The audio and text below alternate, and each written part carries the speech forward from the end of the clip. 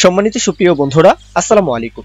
চলুন আজকে আমরা HTML CSS এর মাধ্যমে এই যে অ্যানিমেশন লোডার, তো এই লোডারটাকে ডিজাইন করে ফেলি। তাহলে আমরা HTML সেকশনটা দেখতে পাচ্ছি, কন্টেইনার রয়েছে, একটা কন্টেইনারের মধ্যে 4টা লোডার সেকশন রয়েছে। আচ্ছা, এখন আমরা CSS ফাইলে চলে যাচ্ছি।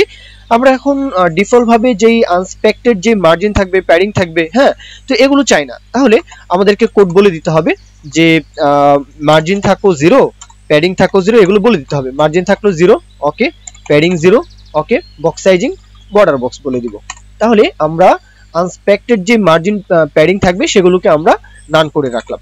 এখন বডিকে ধরে বডির একটা কালার দিব। বডির যে কন্টেইনার থাকবে সেন্টার অ্যালাইন করতে চাই, তাহলে বডি তোমার হাইট থাকবে 100 ভিউ হাইট, ডিসপ্লে থাকবে ফ্লিক্স বক্স, হ্যাঁ, তারপর অ্যালাইন আইটেম y অক্ষ বরাবর চাই সেন্টার, এবং জাস্টিফাই কন্টেন্ট x অক্ষ বরাবর চাই সেন্টার।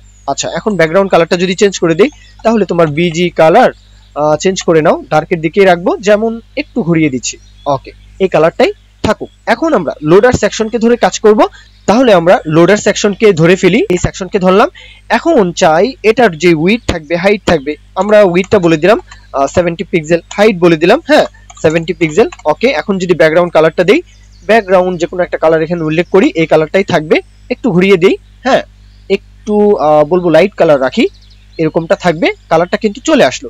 এখন আমরা যদি বলি যে বর্ডার থাকবে রেডিয়াস, বর্ডার রেডিয়াসটা বলছি আগে, বর্ডার রেডিয়াস থাকবে 20 পিক্সেল বলি, এটা তো আমরা বৃত্তে শেপ দিতে চাই, তাই না? তাহলে 50% কিন্তু আমরা বলতে পারি 50%, তাহলে বর্ডার রেডিয়াসটা কিন্তু একদম বৃত্তে শেপ হয়ে যাবে। আচ্ছা, এখন আমরা চাচ্ছি যে এই যে সেকশনটা, এই সেকশনটা এক সারিতে যেন আসে।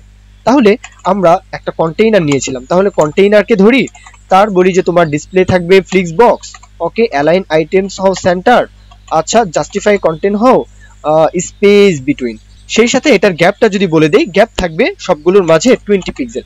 আচ্ছা, এতগুলো যেই মানে এই দুইটা যে বাড়তি কোড লিখেছি, এটা না দিলেও সমস্যা ছিল না, হ্যাঁ, এই না এটা না দিলেও কিন্তু যেরকমটা চাচ্ছি সেরকমটাই কিন্তু আসলে ডিজাইনটা থাকছে। আচ্ছা, থাকুক, ডিজাইনটা এরকমই থাকুক। চাইলে এটার বক্স শ্যাডো বলতে পারি।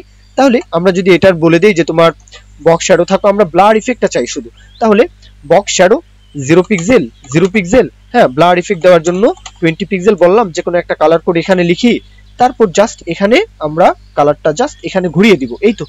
আচ্ছা, থাকবে। এখন আমরা চাচ্ছি অ্যানিমেশনের কাজটা করতে, তাহলে অ্যানিমেশনটা কাকে দিব? লোডার সেকশনকে।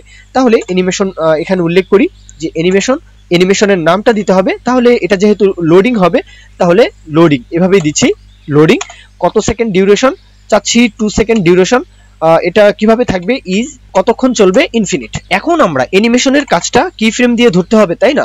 তাহলে কি ফ্রেম বলে দেই, আইডেন্টিফায়ার বলতে হবে লোডার বা লোডিং, যে নেমটা আমরা নিয়েছিলাম, তাহলে সেই নেমটা এখানে কল করে দিচ্ছি। চাচ্ছি যে 0% এবং 100% যখন হবা, তখন তোমার ট্রান্সফর্ম স্কেলটা হবে 0, হ্যাঁ, তাহলে বলে দেই ট্রান্সফর্ম স্কেল, মানে দেখা যাবে না, 0, ওকে। এখন আমরা চাই আবার আরেকটা কন্ট্রোল নেই, যেমন 50% যখন হবা, তখন তোমার ট্রান্সফর্ম, হ্যাঁ, স্কেলটা হবা 1, এটা বলে দিলাম। এখন সবগুলো কিন্তু একসাথে ফ্লিপিং হচ্ছে, আমরা তো এটা চাই না, তাহলে ডিলে বলতে হবে, হ্যাঁ।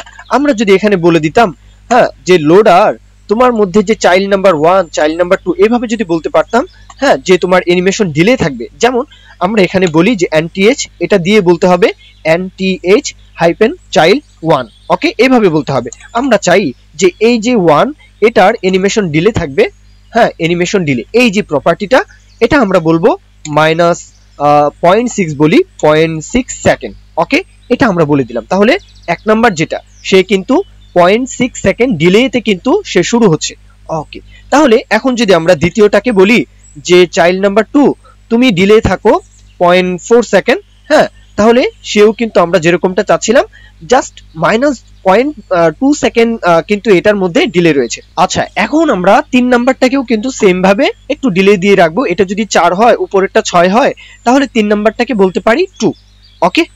এখন 4 নাম্বারটাকে কত? 0, এটা লেখারও দরকার নেই, তারপরেও লিখছি, হ্যাঁ, 4 নাম্বার যে চাইল্ড, তার ডিলে থাকবে 0, ওকে, এটা লেখার দরকার ছিল না, তারপরেও লিখলাম বোঝার জন্য, এটা কেটে দেই।